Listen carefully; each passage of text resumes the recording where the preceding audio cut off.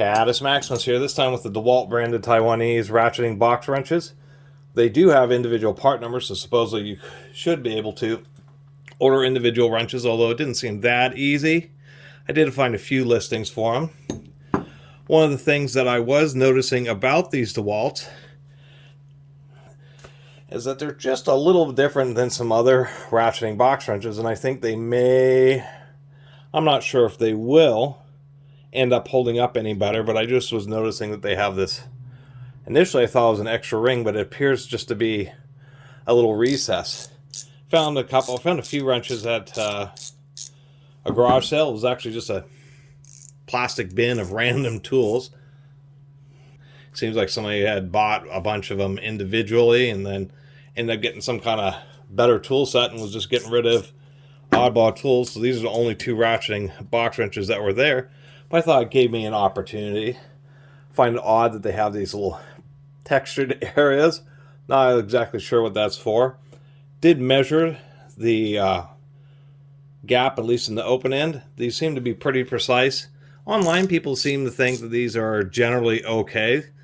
Not particularly any better or any worse than the Harbor Freight Quins or gear wrenches or just any of a million different brands of ratcheting box wrenches.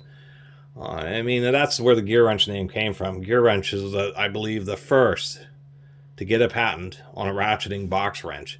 I know that SK makes some really, really nice ones. They have a premium grade that is apparently super strong with triple pawls. And that's the only ones I really know of that really set themselves apart as far as the build quality. But as far as, you know, any old ratcheting box wrench, they're basically a standard length. They're not super long. These are straight. That's why they don't have a reverse lever. The idea is that if you need to use them the other way, you flip them over.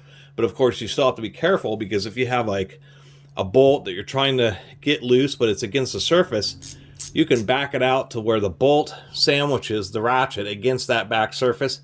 Then you can't get the ratchet off. It's known as black holing yourself.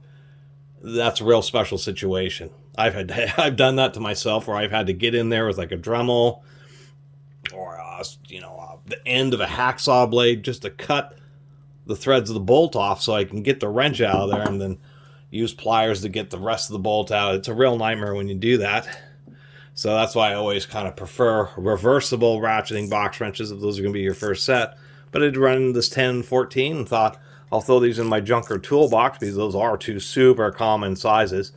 And thought I'd just do a little video about them, saying that they seem to be okay. I haven't read a lot of reviews about people saying the ends falling apart. That seems to be the biggest issues when you're really using these and like putting some pressure on them or tweaking them side to side, that some brands, the little pawl will fall out. And in this case, and how these are held in, is there's some use just a very thin little wire type snap ring, and some there's actually a shelf. And so what they do is they push the pawl in, drop in the anvil or the actual socket, the rotating part, and then the pawl itself sits in a little track and is what is holding it together. And so if that wears, they can pop apart. But I haven't read a ton of that happening with the DeWalt.